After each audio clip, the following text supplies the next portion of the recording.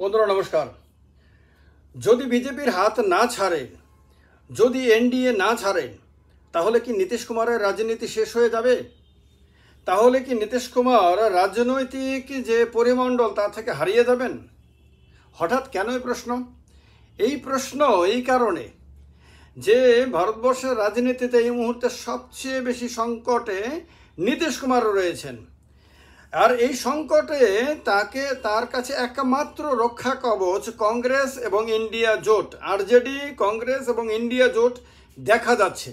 অন্য কোনোভাবেই নীতিশ কুমারের রাজনীতি আর দীর্ঘস্থায়ী হওয়ার কোনো সম্ভাবনা দেখা যাচ্ছে না। কেন? কারণ হলো, সবচেয়ে বড় কারণ হলো প্রশান্ত কিশোর, পিকে, অর্থাৎ আইপ্যাক। যে আইপ্যাককে আপনারা জানেন, সেই আইপ্যাকের যিনি সর্বা ছিলেন, এখন আর আইপ্যাকের সঙ্গে তার সম্পর্ক নাই বলেই তার বক্তব্য থেকে জানা যায় তিনি এখন আর সে কাজ করেন না। হতে পারে যোগাযোগ থাকতে পারে, হয়তো পেছন থেকে, সামনে থেকে হয়তো না।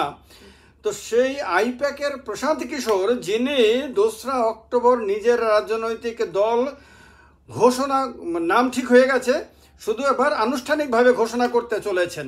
সেই দলের নাম হবে জন সুরাজ পার্টি। এই কথা অলরেডি তিনি জানিয়ে দিয়েছেন। ইতিমধ্যেই তিনি সারা বিহার চষে বেরিয়েছেন, পদযাত্রা করেছেন, সাধারণ মানুষের সঙ্গে মিশেছেন এবং গোপনে গোপনে নীরবে একটা সংগঠনও তৈরি করেছেন, একটা সমর্থন বেসও তিনি তৈরি করেছেন। এ ব্যাপারে কোনো সন্দেহ নাই। কিন্তু প্রশান্ত কিশোরের সঙ্গে নরেন্দ্র মোদীর সম্পর্ক খুব ভালো, সবাই জানে। প্রশান্ত কিশোরের সঙ্গে বিজেপির সম্পর্ক খুব ভালো, সবাই জানে।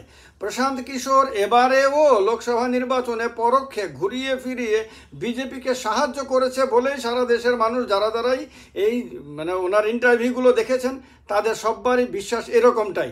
প্রশান্ত কিশোর এবার নরেন্দ্র মোদীর হয়ে কাজ করেছেন, প্রশান্ত কিশোর এবার বিজেপির হয়ে কাজ করেছেন, প্রশান্ত কিশোর এবার এনডিএ জোটের হয়ে কাজ করেছেন বলেই সারা দেশে যারাই তার ইন্টারভিউগুলো শুনেছেন তারা সবাই বিশ্বাস করেন। এখন কথা হলো, সেই প্রশান্ত কিশোর কেন আপনার নীতিশ কুমারের সামনে সংকট?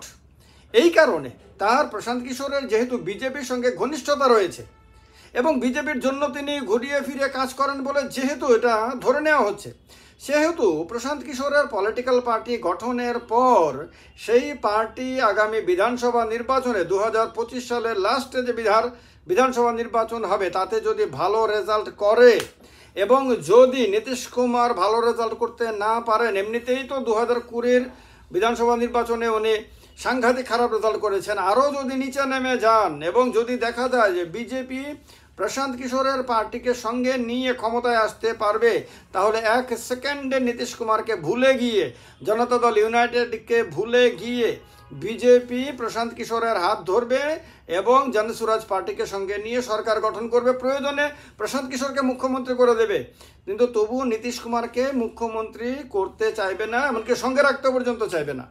এই রকম হতে পারে। কেন হতে পারে? কারণ হলো, নীতিশ কুমার যে বারবার পাল্টাপাল্টি করেছেন, বারবার তিনি এক তো হলো যে নরেন্দ্র মোদীকে তিনি প্রথম দিকে মানতেই চাননি। প্রধানমন্ত্রী পদপ্রার্থী হওয়ার পরেও তিনি নরেন্দ্র মোদীর বিরোধিতা করেছিলেন। তার আগে তো বিরোধিতার কাহিনী সবাই দেখেছেন, যে একটা মিটিংয়ে যখন মুখ্যমন্ত্রীদের মিটিং হতো প্রধানমন্ত্রীর সঙ্গে, তখন নীতিশ কুমার আপনার নরেন্দ্র মোদীর দিকে তাকাতো না পর্যন্ত।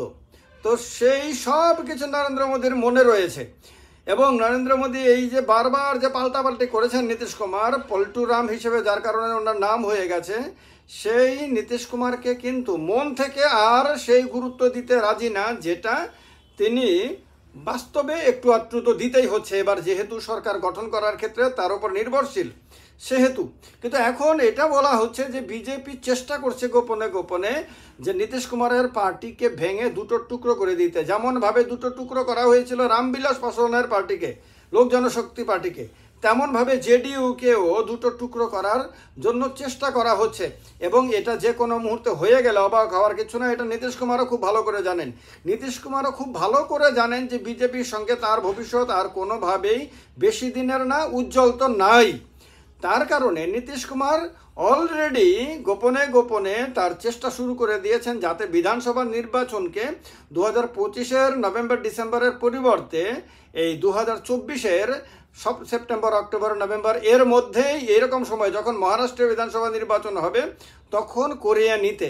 কারণ ততদিনে যে 2রা অক্টোবর প্রশান্ত কিশোরের পার্টি আনুষ্ঠানিকভাবে ঘোষণা করা হলেও অত অল্প সময়ের মধ্যে ব্যাপকভাবে তারা নির্বাচনে লড়াই করে বড় কিছু রেজাল্ট করবে এটা প্রত্যাশিত না এই মুহূর্তে। তবে রাজনীতিতে অসম্ভব বলে তো কিছুই নাই। আম আদমি পার্টি সেটা দেখিয়ে দিয়েছে, অরবিন্দ কেজরিওয়াল সেটা দিল্লিতে দেখিয়ে দিয়েছেন। তো সেই রকমটা যদি না হয় তাহলে নীতিশ কুমারের বরং খানিকটা স্বস্তির কারণ থাকবে।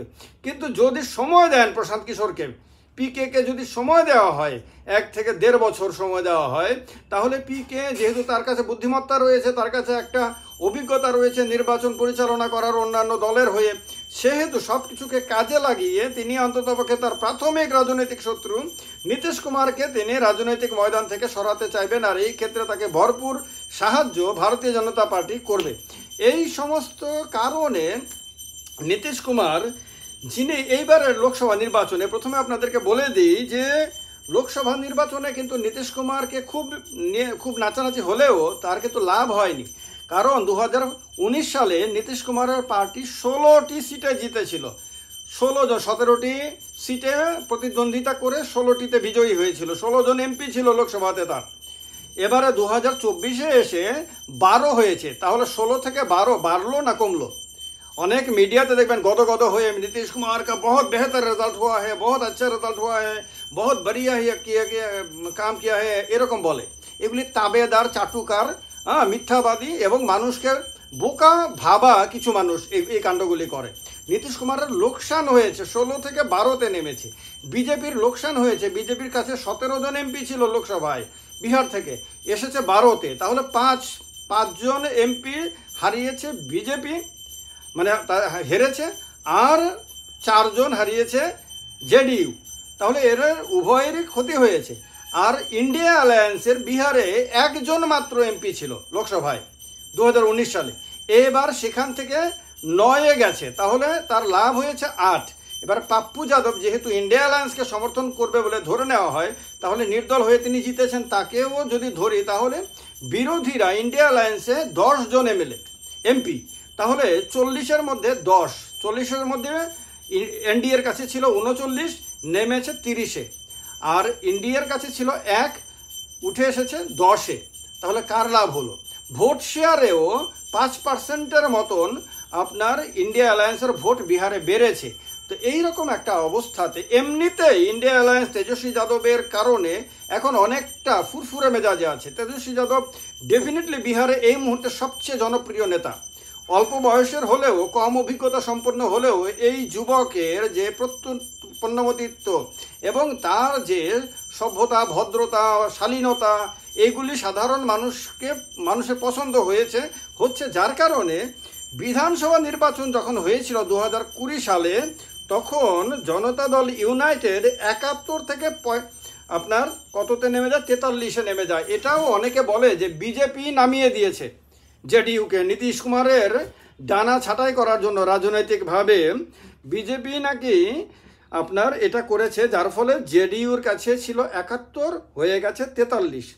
আরজেডির কাছে ছিল 80, কিন্তু এর চেয়ে অনেক কম হয়ে যাওয়ার আশঙ্কা করা হচ্ছিল। কিন্তু তেজস্বী যাদবের নেতৃত্বের কারণে, জনপ্রিয়তার কারণে 80 থেকে মাত্র 5 কমেছে, 75 হয়েছে। কিন্তু তারপরেও তারা একক বৃহত্তম দল হয়েছে, সংখ্যাগরিষ্ঠতা পায়নি কেউই, কিন্তু একক বৃহত্তম দল তেজস্বী যাদব, এই বাচ্চা ছেলে বলা যায় রাজনীতিতে, সে কিন্তু আপনার তার দল আরজেডিকে করতে পেরেছে। বিজেপির কাছে ছিল 53, হয়েছে 74। বিজেপির লাভ হয়েছে ঠিক, কিন্তু বিজেপিও একক বৃহত্তম দল হতে পারেনি। তবে বিজেপির কারণে আপনার নীতিশ কুমার অনেক নিচে নেমে গেছিল। এই কারণে নীতিশ কুমার বুঝতে পারছেন যে এবারেও মন্ত্রিসভা গঠনের সময়ে নরেন্দ্র মোদীর মন্ত্রিসভাতে নীতিশ কুমারের পছন্দ মতন কোনো মন্ত্রক তাকে দেওয়া হয়নি। তাকে যথেষ্ট কম গুরুত্বপূর্ণ মন্ত্রকে দেওয়া হয়েছে, যে মন্ত্রকের অ্যানুয়াল বাজেট অনেক কম, বরং তার চেয়ে অনেক বেশি বাজেটের মন্ত্রক দেওয়া হয়েছে জিতন রাম মাঝিকে। জিতন রাম মাঝির কাছে মাত্র 1 জন এমপি, নীতিশ কুমারের কাছে 12 জন। এই 12 জন এমপির পার্টিকে কম গুরুত্বপূর্ণ, কম বাজেটের মন্ত্রকে দেওয়া হয়েছে। আর মাত্র 1 আপনার এমপির পার্টিকে আপনার অনেক বেশি বাজেটের অনেক বেশি গুরুত্বপূর্ণ মন্ত্রকে দেওয়া হয়েছে। তো এই রকম একটা অবস্থাতে নীতিশ কুমারের কাছে একমাত্র রাস্তা রয়েছে, একমাত্র রাজনৈতিক রাস্তা, সেটা হলো বিদ্রোহ করা, রাজনৈতিকভাবে বিদ্রোহ করা, রাজনৈতিকভাবে এনডিএ ছেড়ে বেরিয়ে আসা এবং বিজেপির হাত ছেড়ে আপনার কংগ্রেসের এবং আরজেডির সঙ্গে আবার যাওয়া এবং ইন্ডিয়া অ্যালায়েন্সের শরিক হয়ে আবার তার রাজনৈতিক অস্তিত্ব নতুন করে জাগিয়ে নতুন করে প্রমাণ করার চেষ্টা করা। এছাড়া নীতিশ কুমারের কাছে আর কোনো রাস্তা নাই। এটা নীতিশ কুমার খুব ভালো করে বুঝতে পারছেন বলেই নীতিশ কুমার দেখবেন তলে তলে যথেষ্ট ইঙ্গিত দিয়ে দিচ্ছেন যে তিনি আবার যে কোনো সময়ে পাল্টি খেতে পারেন এবং নীতিশ কুমারকে নরেন্দ্র মোদী বেশি দিন সঙ্গে পাবেন এটা আর ভাবছেন না। নরেন্দ্র মোদীও বুঝে গেছেন যে নীতিশ কুমারের যে সমর্থন 12 জনের যে সমর্থন সেটা বেশি দিন পাবেন না, যার ফলে নীতিশ কুমারের পার্টিকে ভেঙে ফেলো, ভেঙে দুটো টুকরো করে দাও, অন্যথায় অন্য কোনো বিকল্প নীতিশ কুমারের বিকল্প অন্য সহযোগী দল খোঁজো। ইন্ডিয়া অ্যালায়েন্সকে যদি ভাঙার সম্ভব হয় ইন্ডিয়া অ্যালায়েন্সকে ভেঙে অন্য কাউকে সঙ্গে নিয়ে আসো। এর জন্য আপনার নরেন্দ্র মোদীর কাছে অল্টারনেটিভ বিভিন্ন দল হতে পারে ইন্ডিয়া অ্যালায়েন্সের জন্য কিন্তু তারা কে কতটা আদতেই যাবেন তা নিয়ে সন্দেহ রয়েছে। সেটা অন্য একটি ভিডিওতে বিস্তারিত আলোচনা করব। ইন্ডিয়া অ্যালায়েন্সের কোন কোন শরিক যেতে পারে, আদৌ যাবে কিনা তারা। ভিডিওটিতে যে বিষয়টা তুলে ধরা হলো সেটা নিয়ে আপনাদের যদি কোনো মতামত থাকে স্বাধীনভাবে কমেন্ট বক্সে কমেন্ট করে আপনারা জানাবেন। ভালো লাগলে ভিডিওটি অবশ্যই শেয়ার করবেন, লাইক তো করতে ভুলবেন না। নমস্কার, জয় হিন্দ।